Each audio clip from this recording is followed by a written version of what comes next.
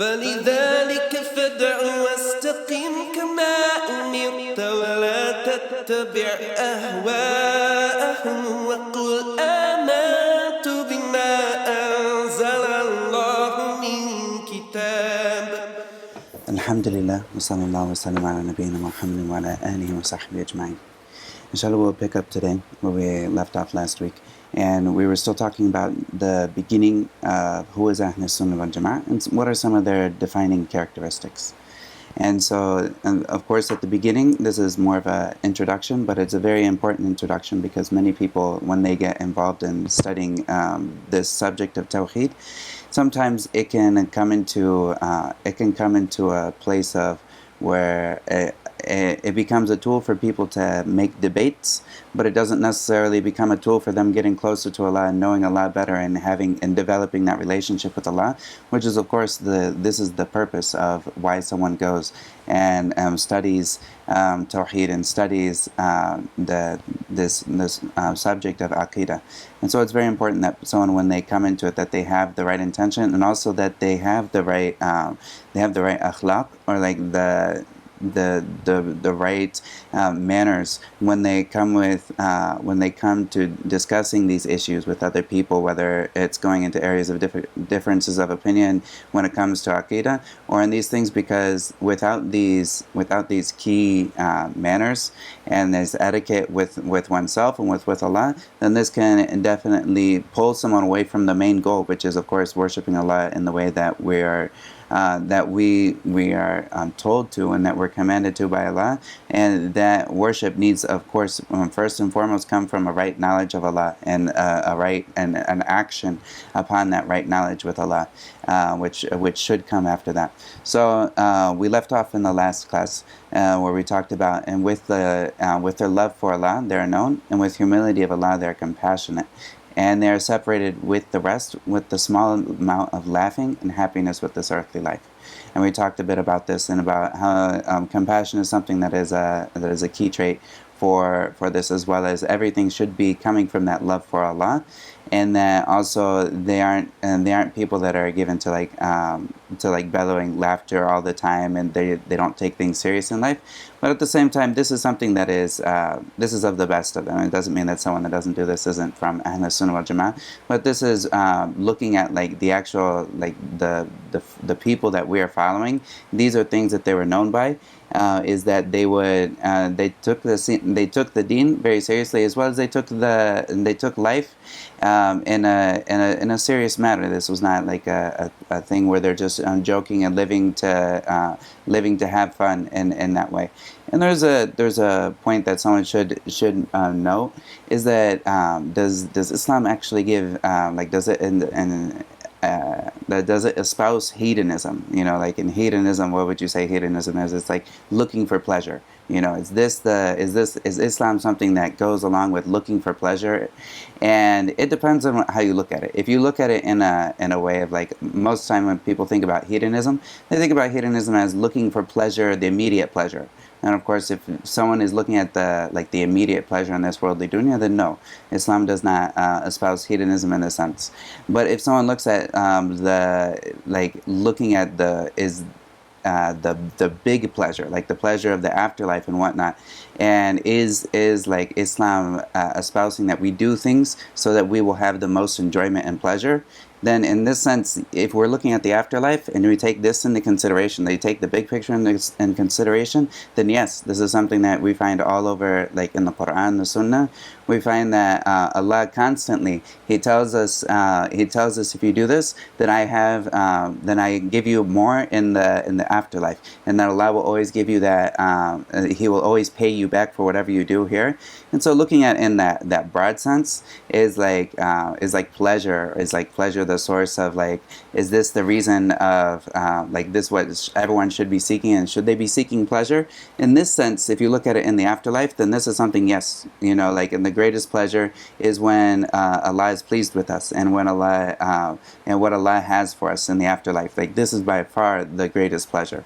And so, looking at it in this way, then this is something that isn't espoused in Islam. And if you ever want to look in, even within yourself, when you look at anything that maybe seems hard in the moment, and whether it's from leaving something that's haram or doing something that such as like praying Fajr in the morning. This is something that the Prophet ﷺ, he talked about the Sunnah before Fajr. He said is better than the dunya, this world, and everything that's in it. And so of course, like everything that you do for Allah's sake, Allah will pay you back more for that. And if you're looking for pleasure, then Allah has the greatest pleasure with Him. And this is something that, of course, in this dunya, you will never get that great pleasure that is completely satisfying in all the ways that everyone wants. But in the afterlife, this is what's there for them. And so moving on to the next part, what he says is the author, Dr. Mohamed Yousri, Hafidhullah, he says, يحرصون على الصلاة مع الجماعة ويواظبون على البر والتقوى على البر والطاعة. And so he says here that that they are keen to pray salah. That the yahrisuna, which means like they protect, or they're keen to pray salah in congregation, and then they make it a habit to do righteous deeds and acts of obedience, which is they yuwadhibuna ala al-birr. And bir is a general word that encompasses many different things. When most of the things that can come up with it, like that, this encompasses is like righteousness. And so of course, and he says yuwadhibuna, and yuwadhib muwadhaba is something that someone does. They take this action into themselves as something that they will constantly keep doing, and so that they will never leave this action. So if they do something good, they stay with it and they don't leave this action ever. And the same, and this goes with the righteousness, or bir, as you could maybe translate it as righteousness, with ta'ah, which is like obedience and obeying Allah. Then this is something that they take up and they never leave this. This is something that they stay consistent with this, and they won't ever leave this for anything. And so one of the first thing he says here is like praying in congregation, and this is something that the Prophet ﷺ, he talked about, that the prayer of a person by themselves, in relation to the person who prays in the congregation. The person who prays in congregation is 25 daraja, or like people will say it's like 25 times more, like they have 25 times more the ajr, or like the reward for this. And in other hadiths, it comes up the prayer of the person in congregation is like 25 or 26 or 27. There's different narrations of this. Than the person who prays by themselves. And this is something that, of course, some of the scholars have gone through, and they've actually put up the many different ways that a prayer in congregation is better than the prayer by someone by themselves, like in their own place. Of course, praying in congregation is something that the majority of the scholars, they say this is not something that is obligatory unless it's like the Jum'ah.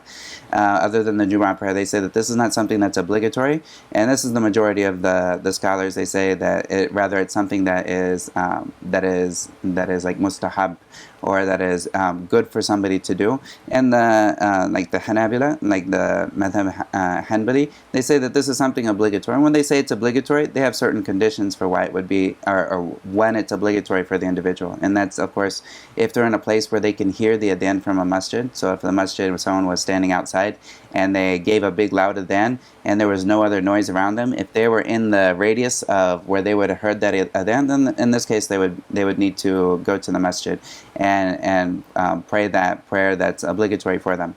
And other than that, if somebody's far away from that, then they pray. Then they don't need to pray in the masjid, but rather they should find somebody else to pray with. And of course, this is something that we all should do. This is something, of course, if somebody has a job and whatnot, and they're not around a masjid and whatnot, it's not something that they can do. We understand, like there's not, inshallah, there's no problem for them to pray their prayer as long as it's on their time with the right conditions and everything. But they should always try to find somebody else to pray with. This is something that, of course, like multiplies the reward of their salah, and it's also one of the things that brings together. It brings like a community and a fellowship of people that come together on this. And so also another thing, like the evidence that is used sometimes for the importance of praying in Jama'ah, and some people say that this is the proof for it to be obligatory, is that Allah says warka'u ma'ar raki'in. That Allah says like to make ruku', or like to bow with the ones who are bowing. So He tells them not just to bow in prayer, but to bow with the people who are bowing, and this is like a part of the prayer. So He points to a part of the prayer, meaning the whole of prayer. And so this is one of the things that I like to pray with the people who are praying. This is something that Allah says in the Quran and Surah Al-Baqarah, and also of the things that like shows that this is one of like the main things of like the Muslims and al-Sunnah wal-jamaa'ah, and of the Sahaba, that they were keen to do this, is a hadith that Imam Bukhari, he mentions, and he gives this title. He says Babu Fadl al-Fajr fil Jama'ah, and he gives the title, which is the benefit of praying Fajr in Jama'ah, like showing that this is something that's very important.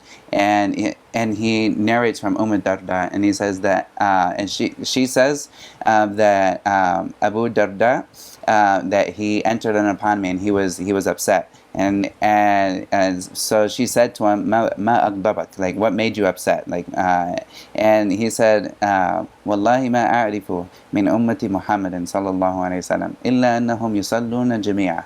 And so he says that Wallahi, and he swears by Allah here, that he doesn't know anything from the ummah of Muhammad sallallahu alayhi wasallam, that from like the nation of Muhammad, referring to the Muslims, except that they pray together. And this is something that he, like, when he looks at this way of like speaking, like shows the importance and like the high rank that praying together has in Islam. And this is something that even if you look at there's if we're in warfare, that Allah gave the Prophet ﷺ a way for him to pray together in warfare.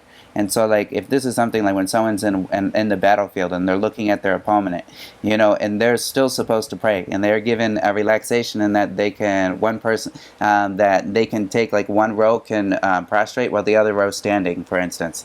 And then when the other row prostrates, then the other row is standing and guarding them. You know, so this is something that Allah gave great importance to praying all together, and this is something that someone should never.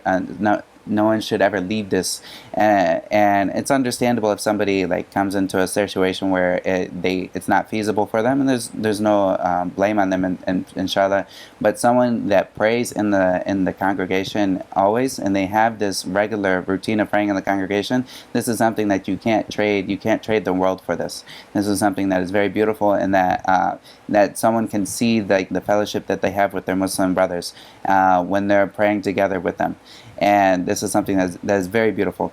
And also having the heart connected to the masjid. This is one of the 7 things that one of the 7 people that Allah will give shade to on the day of judgment, when there's no shade except Allah, the shade that Allah gives.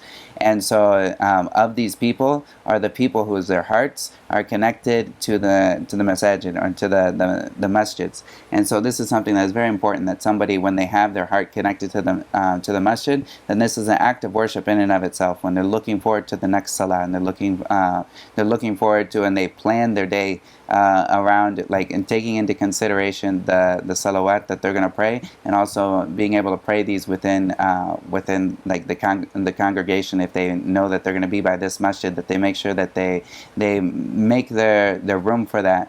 They make room in their schedule to pray with that. And of course, if somebody gives up something for Allah, Allah will give them much better in return. And this is something that Allah always pays back better than we can imagine. And so then, and the next thing he says, as I mentioned, was that they are yuwadhibuna ala al-birri wat-ta'ah, and so that they make sure that they make this something that is complete with them, and that this is something that never separates them. They're always staying up on different acts of righteousness, whether it's birrul walidain, which is like being good to your parents and making sure that they have all the things that they need and that you're taking care of them, and also birr with all the people that are around them, and birr with Allah and what's between them and Allah, and also obeying Allah. And these are things that they're keen to hold on to this in all these different scenarios. And then the next thing that he mentions here is, he says, وَبِقِيَامِ اللَّيْلِ يَتَشَرَّفُونَ وَبِوَجَلِ الْقُلُوبِ وَدَمْعِ الْعُيُونِ وَكَثْرَةِ الصِّيَامِ وَالذِّكْرِ يُعْرَفُونَ إِذَا رُؤُوا ذُكِرَ اللَّهُ And so he says here that with praying the night prayer, they're honored, or at the Sharafun, and this is something that they're up to doing, and they're constantly doing this, and they find honor within praying the night prayer between them and Allah. And they are known by their hearts being moved, and the tears of their eyes, and with the lots of fasting and remembrance of Allah. They are known by these things. And if they are seen, Allah is remembered. And so, like, when somebody sees them, they remember Allah, because this person is they're holding on and practicing the deen. So somebody that sees them, they automatically can see and remember Allah, because this person has even with their presence, they've reminded this person of Allah. And so this is something that is very, very important. And the Prophet ﷺ, in a hadith that is narrated by Mu'adh ibn Jabal, that he says, Mu'adh ibn Jabal, he asked the Prophet ﷺ, he says, Ya Rasulullah, akhbirni bi'amalin yudkhiluni in Jannah wa yubaiduni anin nar. He says, tell me about something that I do. He asked the Prophet ﷺ, tell me about something that I can do, like that will enter me into Jannah, and that will keep me far away from the hellfire. And the Prophet ﷺ, he said, لَقَدْ سَأَلْتَ عَنْ عَظِيمٍ, that the Prophet ﷺ, he said that you've asked about something that is huge, and that's really important, and that Allah will make it, and the meaning of it is that, and that Allah will, this is something that's easy for the one that Allah makes it easy for. And then the Prophet ﷺ, he says after that, he says, ta'budullah wa la tushrika bihi shay', wa la tushriku bihi shay'an. And so he says to worship Allah alone, and don't associate any partners, don't make any shirk with Allah. And then he says, wa tuqima as-salah, which is to establish the prayer. And of course, iqamat as-salah is different than just the salah itself. Iqama means, it holds the meaning of that this person, they establish the prayer in their, they establish the prayer in their life. So this is something that goes from even the wudu, and all of their scheduling, and making sure that they set their alarm. All of this stuff is a part of the establishing of the prayer. Wa tuqimu as-salah wa tu'tu az-zakah. And the Prophet ﷺ says, and they give the zakah, wa tusumu Ramadan, wa tuhujj al-bayt. And so, and then to pray and to make sure that you pray, give the zakah, and that you also you fast Ramadan, and then you also make Hajj. And these are the things that he gave him were the answer to Mu'adh's question, which was like something that will enter me into Jannah, and that will keep me away from the hellfire. All of these things, if somebody does them, they will be entered into Jannah, inshallah. And this is something that will keep them away from the hellfire, inshallah. Of course, they need to stay away from the other sins as well, and oppression and whatnot. But in general, these are the things that enter someone into Jannah. These are the pillars of Islam that the Prophet ﷺ mentioned in this hadith.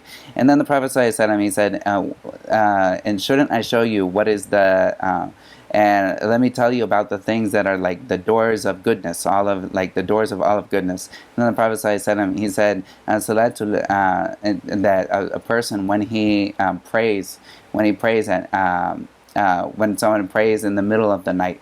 And he also mentioned that also giving sadaqah is something that puts out sins like water puts out fire. And then also the Prophet ﷺ, then he mentioned the ayah from Allah, which is تَتَجَافَى جُنُوبُهُمْ عَنِ الْمَضَاجِعِ يَدْعُونَ رَبَّهُمْ خَوْفًا وَطَمَعًا وَمِمَّا رَزَقْنَاهُمْ يُنْفِقُونَ. Now this is from Surah As-Sajdah, which is their sides are like the sides of their bodies. They're separated from their beds, which is this is a way of like saying that these people, their sides, they by themselves, this is the type of majaz, but that their sides by themselves, they leave their beds, and this is something that like their sides do. Of course, they're the ones who leave their beds in the middle of the night, and then they khawfan wa tama'an, they then in a state of fear and longing for Allah, they call upon their Lord, yad'una rabbahum khawfan wa tama'an, and they call on their Lord in the night, and their bed and their sides are separated from their beds. When we all love to sleep at night and whatnot, and get that sleep and whatnot, these are the people that separate from their beds, and they get up and they call on Allah, khawfan wa tama'an wa mimma razaqnahum yunfikun, and then from what Allah has given them, they give out.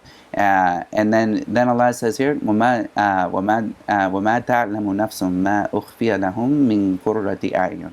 And then Allah says here, and that there's no soul that knows what has been what has been like stored away for these people from things that min qurrati a'yun, which is a sense of like this is like an Arabic term that would mean something that like cools the eyes, which would like which is a type of expression mean like something that is just so beautiful. Like if you have like someone who makes you cry because of how wonderful something is, then this would be like qurratu a'yun.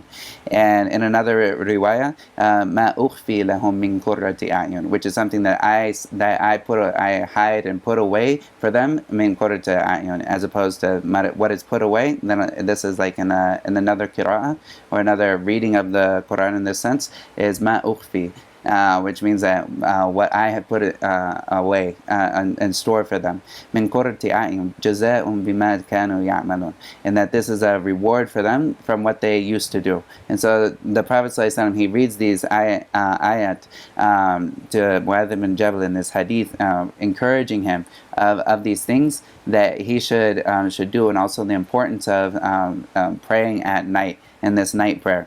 And so this is, and then the next thing that I'll come up with the rest of this hadith inshallah, because it's connected with the next sentence here. And this is something that we see as one of the major things for a Muslim, is that like he holds on to these different acts of ibadah, and it's something that he holds on and finds love for it. And of course, standing up and praying at night is not something that normally it seems like something that's easy for people to do. And this is something that, of course, if Allah makes it easy for someone, then this is easy, but this is something that takes something from this person longing for the forgiveness of Allah, and that for that special relationship with them and Allah, this is the best place that they can get this relationship. And of course, this also goes into some of the things.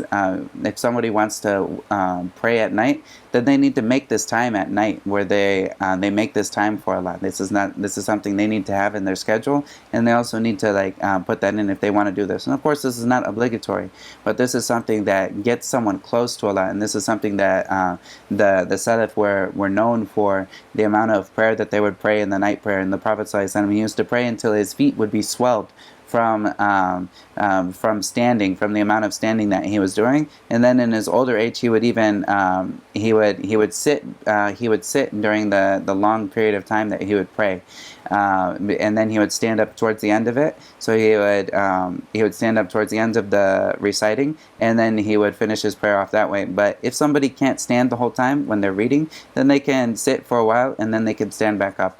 And this also is a time for someone to read the Quran, of course, when they're standing. This is not something that someone is just quickly praying like 11 rakahs until they finish witr, and then it's like they finished and that was like 20 minutes or something. But rather, this is something that this person, when they do this, they're reading the Quran, even if it's from the Mus'haf, that's okay. And then they're looking for the blessings of Allah, and they're asking Allah, and they take this time to pray with Allah. And this is something that is very that is very intimate between them and Allah, and nobody else knows about this time that they put aside for Allah. And this is something that's between them.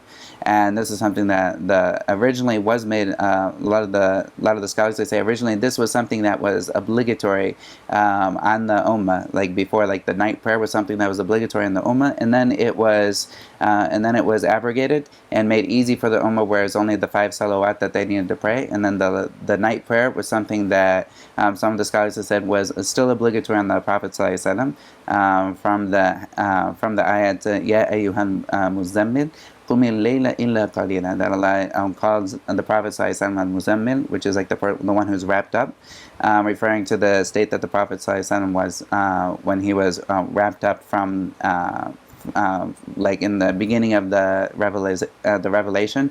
And then then Allah says Qumil layla illa qalila. So Allah commands the Prophet ﷺ to stand up in the night, إلا قليلا, except for a little bit. So stand up the whole night except for a little bit. أو نصفه, or half of it, or some a little less than that.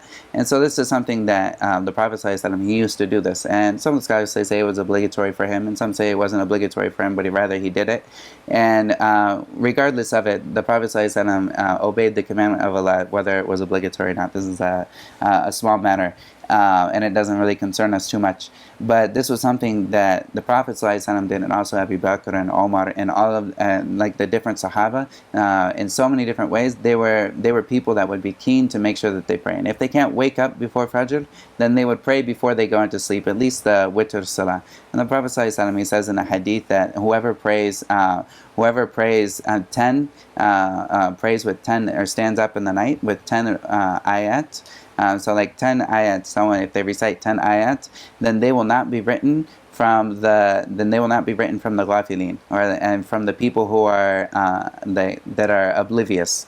Like ghafilin is someone who's oblivious or careless, and they won't be written from these people. And if somebody stands up with 100 ayat, then they will be written from the qanitin, which is like the people who they worship Allah with all of like that they are known, and they'll be written down with Allah as people that worship Allah with obedience, and with it's not like qanitin is not something that's just a regular obedience like you obeyed him, but that rather this is something that this person has made it an act of where they're always obeying Allah, and they'll be written with Allah as that, reading 100 ayat.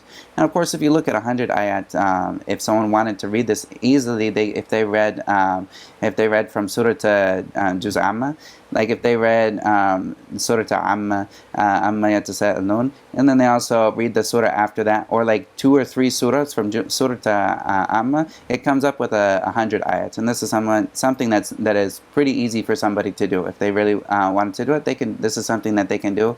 And if they need to read from a mushaf, that's fine. But this, if they want to be written from the qanitin, and then the next one, and if someone wanted to read, like they just want to not be from the ghafilin, which is like the people who are oblivious, then if they read something such as Qul huwallahu ahad, and then they read Qul a'udhu bi rabbil falaq and Qul a'udhu bi rabbin nas, if they read these 3 surahs, they stand up and they pray after they pray their sunnah, they pray this, and then before going to bed, and they make witr with this, then this is something that they will that they have read more than 10 ayat. And this is something that can be done easily within maybe 5 minutes. Like this is something that everyone can do. And if they do this in witr, then this is something that will keep them away from being written with those who are oblivious or ignorant from that. And so, and if someone wants to read 100, then usually two surah that are like kind of like a page and a half from surah to from juz amma or juz tabarak. Then if they read like 2 or 3 of these, if you look at the numbers of them, this is very easy to accomplish. And even if you broke up the surah in 1 or 2 pieces or whatever, this is something that's very easy for someone to accomplish 100 ayat. Of course, if someone's reading from Baqarah, maybe this takes a longer time, or some of the other the surahs with longer ayat. But if someone reads from like surah to juz or they read like surah to amma yatasa'alun, or they read from these other ones that are shorter, then they can easily accomplish this with a couple, maybe 2 or 3 surah. This is easy to accomplish the 100 ayat. And then, so this is something that if somebody works on this is something that they will find that there's something that comes from this worshipping of Allah that they will never get in any time other than this. This is something that's special between them and Allah. And many of the Sahaba used to do this, and this is something that is very, very important for someone to keep their relationship with Allah. And of course, doing a lot of the other prayers that aren't from the obligatory prayers, it fixes like if there was any deficiency in their obligatory prayers, then them praying these other prayers will be something that repairs the deficiency in their obligatory prayers. So this is also something that someone can look at for that.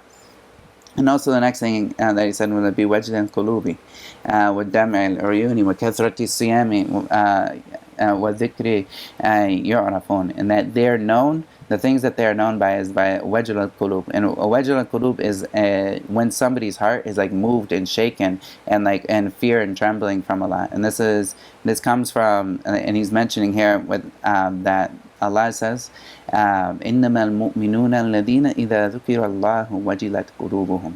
That Allah says the real believers, these are the only ones, or like these are the ones who if Allah is mentioned, then their hearts wajilat qulubuhum.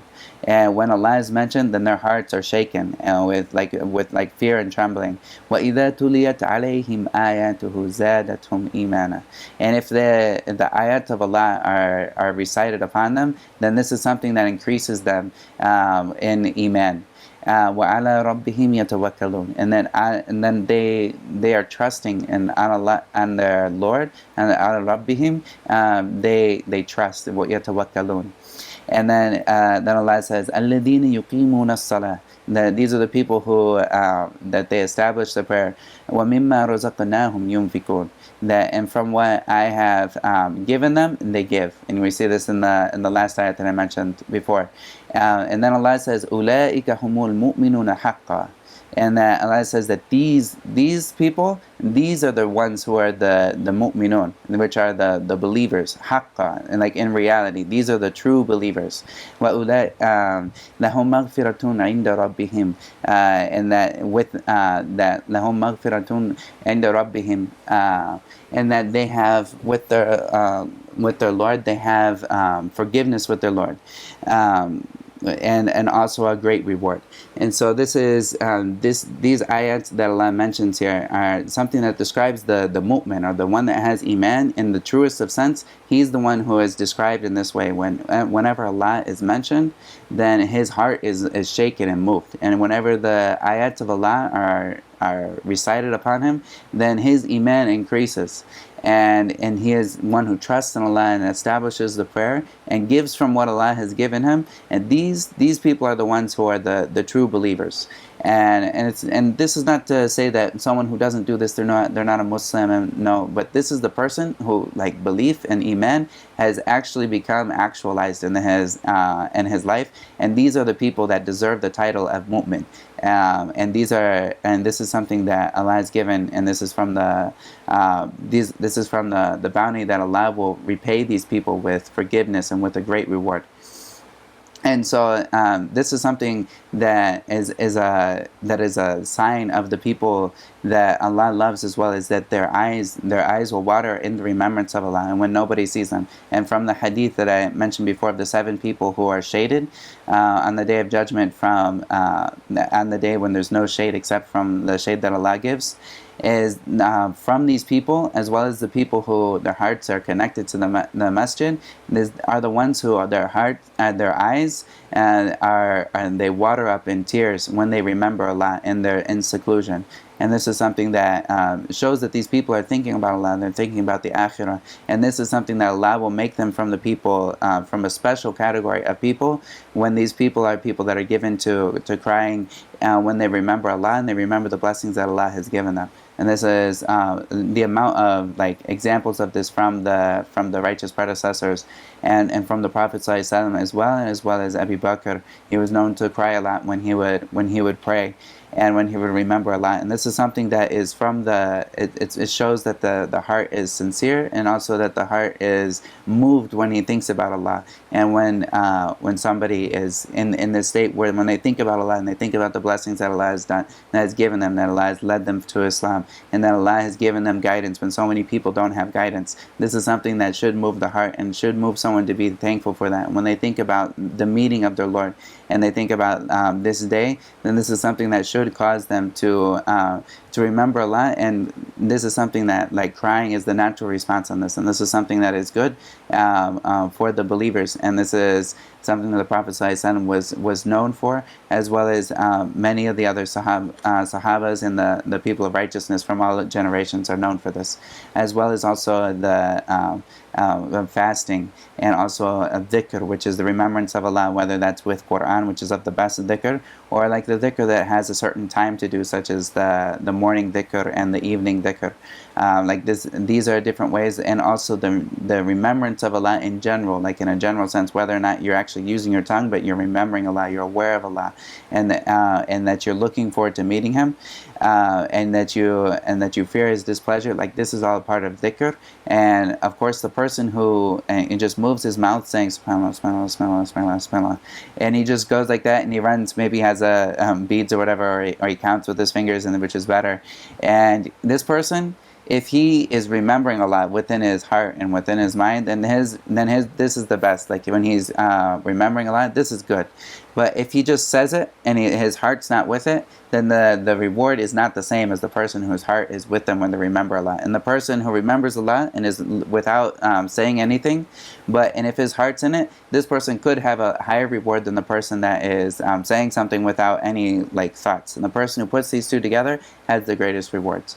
And so someone should work hard to make sure that they are always remembering Allah. And this is of the things that the Prophet ﷺ was asked, like, give me, someone came to the Prophet ﷺ and said, give me something to hold on to, because there's so many things in the Sharia. Give me something to hold on to that is all encompassing. And the Prophet ﷺ said, don't let your tongue ever stop being moist with the remembrance of Allah. And this is something, of course, which is a beautiful thing for us to never forget Allah. And if we ever find ourselves in a situation, maybe we're waiting in line for, like at the grocery store, maybe we're waiting for a stoplight or something, that we should be remembering Allah, saying Subhanallah, Subhanallahi al-Azim, wa Subhanallahi wa bihamdi. And every time someone says one of these, then Allah will plant for them a date tree in Jannah.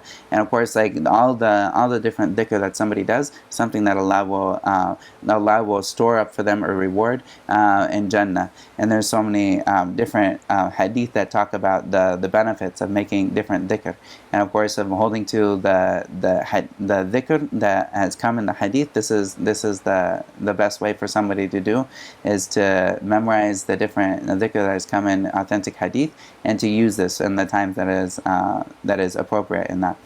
And also with the kathra, he says, also with the lots of fasting as well. And this is something that is also very important, and that someone who fasts, this is something that is an act that Allah holds the reward with Himself for this person. Like there's a special reward for the person who fasts, and this is an act of worship that nobody sees. Like in essence, if you think about most of the other acts of worship, if somebody walked up on this person while they're doing it, they see them doing something. But fasting is like the abstinence of something, and this is not something that you would see somebody doing.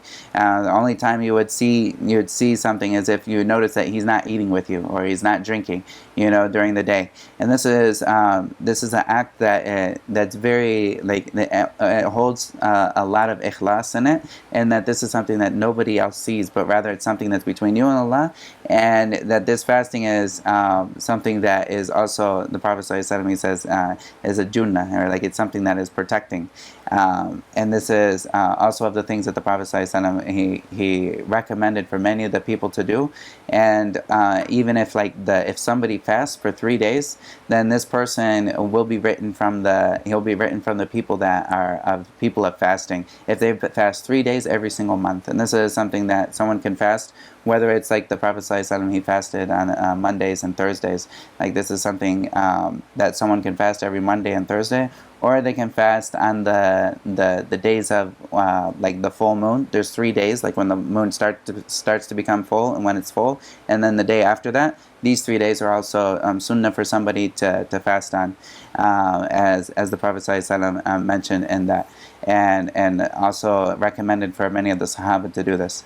And also this fasting is something that's over and above the fasting for Ramadan, which of course is obligatory on all of the Muslims who are able to do that. And then also the last thing that he mentioned here was that, and if they are seen, then Allah is remembered. And this is something that is key. And there's some people that if you see them, they will immediately remind you of Allah, and they'll remind you of the Prophet ﷺ. And this is something that is a trait of like the people of asSunnah wal-jamaa'ah that take this to heart. When somebody sees them, they'll think about Allah. When they see that this person, maybe this person is doing something, like doing an act of worship, or maybe they're giving, or maybe just their manners themselves. maybe just their manners themselves, points to that this is the way that somebody should be acting, and this person fears Allah with their integrity and whatnot. And this is something that is a beautiful trait when somebody is seen that person remembers Allah. And sometimes there'll be people that, if I see someone using a siwak, all of a sudden I'm like, maybe I forgot to use a siwak or something. And this is something that reminds me of the Sunnah, and it reminds me of Allah. And if I was ever caught off guard and I see some of these people that are holding up to the Sunnah, or maybe they're wearing proper clothing, or maybe they're wearing maybe like for women, there's like someone who's wearing a niqab, or someone who's wearing the proper hijab and whatnot. Then if someone sees that, then they remember Allah, and they remember Islam, and they remember these things, as opposed to someone who surrounds themselves with people that will make them forget about Allah. And there's a total difference in the area, of course, like being in America and being away from the majority of the people that like the majority of the people in America are not practicing Islam and whatnot, or not even Muslim. And so there's a difference between that, and if you go to an area where there are all Muslims, like there's a total difference where you just see one person, and constantly you're reminded about Allah and of the Sunnah and whatnot. There's a difference of night and day. And even in like the Muslim countries, there's places where you remember Allah when you see people, and there's places where you will be pulled away from the remembrance of Allah when you see like the state of people, and they are, whether it's like the malls and whatnot, in the places where people don't remember Allah much. And so this is of the traits of these people. And also the next thing that the author here he talks about, he says, وَيَكُفُّونَ أَلْسِنَتَهُمْ وَسَمْتُهُمْ طَوِيلٌ وَنُقْتُهُمْ قَلِيلٌ وَالْحِكْمَةُ تَجْرِي فِي كَلِمَاتِهِمْ. And so he says here, in that they hold their tongues, and their silence is long, and speech is little, and their words are filled with wisdom. Their silence is long, and speech is little, and their words are filled with wisdom. And so this is something that is also a defining trait. And in the hadith that I mentioned before of Mu'adh ibn Jabal, when he was asking advice from the Prophet ﷺ, the Prophet ﷺ, after he mentioned these things, he also said, shouldn't I tell you of like the thing that will keep all of these things for you, the things that will put all together, that will put all of this advice that I gave you together? And he said, of course. And so then the Prophet ﷺ, he said, "Kuffa alayka hadha," and he held his tongue, and he said, hold this back, hold this back, and he's talking about his tongue. And then he said to the Prophet ﷺ, "Ya Nabi Allah," he said, وَإِنَّا لَمُؤَاخَذُونَ بِمَا نَتَكَلَّمُ بِهِ. And he said, are we going to be like taken into account for what we speak with? And this is something that the Prophet ﷺ responded. He said, "Taqulatka ummuk," and he's like, which is like, may your mother be bereaved of you. This is a thing that they say in Arabic, which is like that, like, are you crazy? Like, may your mother lose you.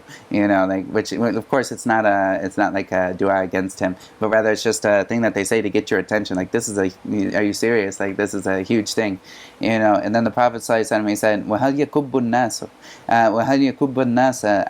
فِي النَّارِ عَلَى وُجُوهِهِمْ إِلَّا حَصَائِدُ أَلْسِنَتِهِمْ. And he said, are people are people dragged by their faces into the hellfire, except by what these people are not dragged on their faces in the hellfire except from what their tongues have earned, like what has come from their tongues. And this is one of the major things that can throw somebody deep into the hellfire, is when somebody speaks about what does not concern them, and when they say, whether it's a lie about Allah. And this is one of the things that shaitan he calls people to, is وَأَن تَقُولُوا عَلَى اللَّهِ مَا لَا تَعْلَمُونَ. And so, like, to say about Allah is something that you don't know, like which of course, speaking about Allah without knowledge is something that's which is a serious sin. And also speaking about other people, about things that they wouldn't want anyone to speak about. This is also a serious issue, and someone should be very, very careful about that. If somebody, because this is a type of oppression of this person, if somebody backbites or talks about somebody behind their back, then this is something that can cause this person to lose many rewards, and he ends up giving his rewards to this person that he backbited. And so and also many different many different ayats that Allah talks about this, and Allah says, وَقُولُوا لِلنَّاسِ حُسْنًا. And when He's talking to what did Allah give to the Jews before as like what was a part of their religion, was that they should speak to people with what is good, like and never like hold their tongues in this sense except with what is good. And also the Prophet ﷺ, he said in a hadith, he said, مَن يُؤْمِنُ بِاللَّهِ وَالْيَوْمِ الْآخِرِ فَلْيَقُولْ خَيْرًا أَوْ لِيَصْمُتْ. And so he says, whoever believes in Allah and the last day, then he should say something good or keep his mouth or be silent. And so this is a very, I mentioned this before in like explaining the 40 hadith of Imam al-Nawawi, but this is something that is very important for someone to realize, like, is this good? Is this what I'm saying? Is this good? And if it's not good, then I should be quiet about it.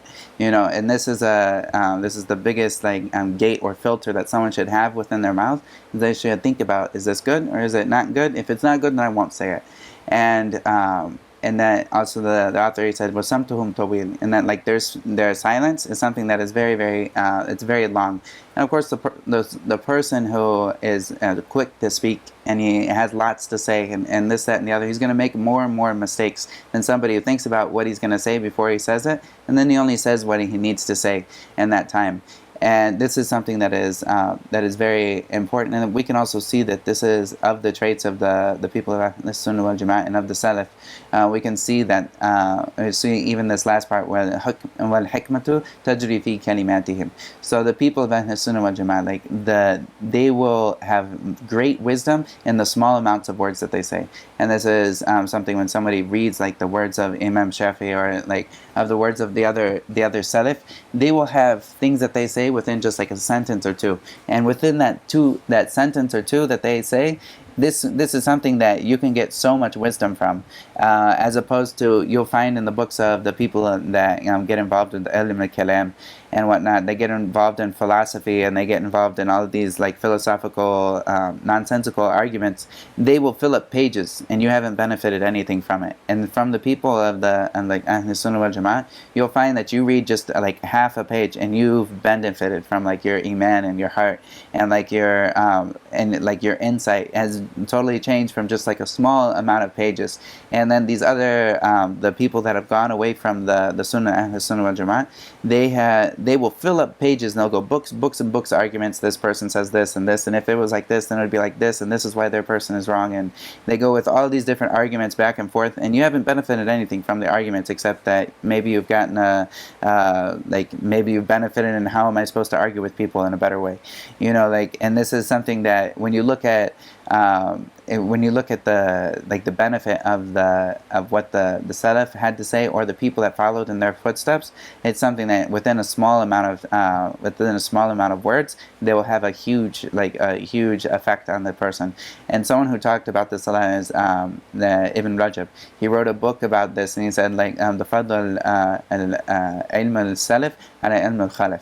And then he talks about, in this book, he talks about the benefit of like the ilm al-salaf, which is the people, the righteous predecessors.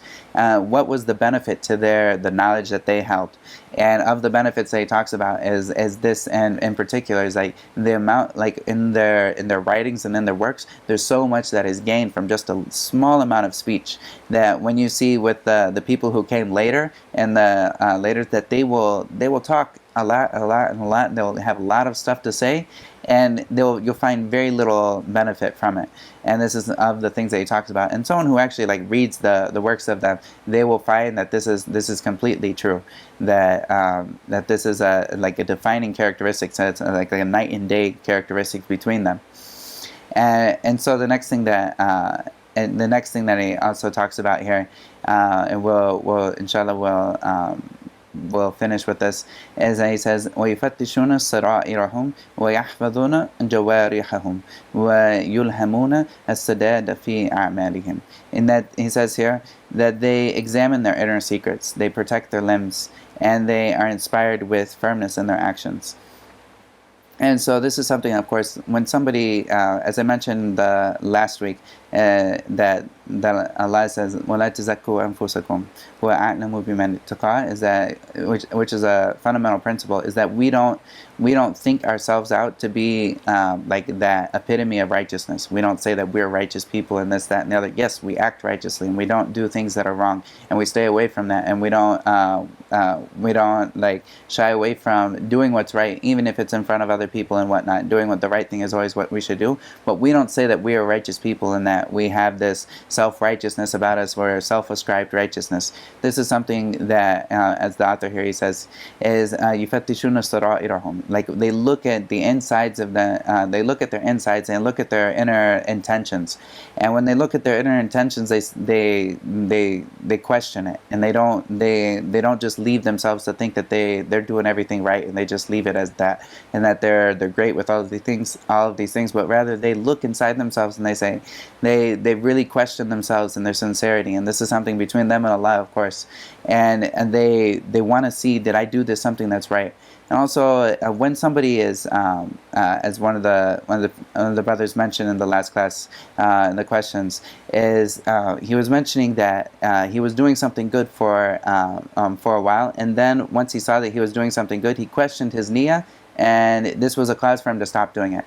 And this is something, of course, like nobody should ever use this questioning of niyyah to stop them from doing good works. Keep doing the good works, and then and if you have this questioning of niyyah, this is good, and this is something you should, yes, question your niyyah, but also don't let this ever be a tool of the shaitan to stop you from doing good works. Keep doing your good works as long as the foundation of this work wasn't from showing off. Then you fight the thoughts that this is something other than Allah and whatnot. You fight this off and you put it to the side. If this was something that someone was thinking, maybe the shaitan says, oh, you're just showing off with this. This is something you want people to say, oh, look what he did. Like this is something that you look at it. You acknowledge that if you have this within you, if it's real, then you acknowledge this and you make tawbah and you ask Allah to forgive you, but you don't stop this action because of this. This is something that shaitan will love to stop people from doing good because of this. And then this person will end up never doing anything. And why did he not do anything? Was because he was worried that his intention wasn't good, which is also stopping him from doing something for Allah because of other than Allah. Because of worrying about this. And this is something who shouldn't be worried about this in a sense of where it stops him from doing good actions, but rather he should be questioning himself and making sure that inside of his own secret life and inside of his secret thoughts, that this is something that he's always looking at it and making sure if there's anything here that is that Allah is not pleased with, that he makes tawbah and he goes to and repents to Allah for this. And this is something that we should do. As well as the next thing it says, وَيَحْفَظُونَ جَوَارِرَهُم, and that the people, they stop their limbs from doing things that is wrong, and they protect that from that. And this is also a key thing, as I mentioned in the other book that we're studying, which is mutn Shuja. The author here, he talks about this in particular. When he was asked about why did he live so long, or like what was the secret to it, he mentioned that I protected my limbs, my jawarih, from disobeying Allah, so Allah protected my limbs in my old age. And so this is something that Allah will give back to you, of course, and gave back to him in this sense with long life, and that Allah protected him, and that may Allah have mercy on him. And this is something that, of course, we should stop and make sure that we never let our limbs do anything that is wrong, whether it's our hands, whether we're hit, of course, we should never hit another Muslim or fight other Muslims or hit someone on the face and whatnot. These are things we stop ourselves from doing these things, even if we're angry and whatnot. And also that also goes to protecting ourselves from zina or any of these other things. We stop ourselves from these things and we protect them from doing wrong things. And also that they will be given, they'll be inspired with in their actions with staying firm on what is right. And Allah Ta'ala a'lam. وصلى الله وسلم على نبينا محمد وعلى آله وصحبه أجمعين. سبحانك اللهم وبحمدك أشهد أن لا إله إلا أنت وأستغفرك وأتوب إليك. فلذلك فادع واستقم كما أمرت ولا تتبع أهواءهم وقل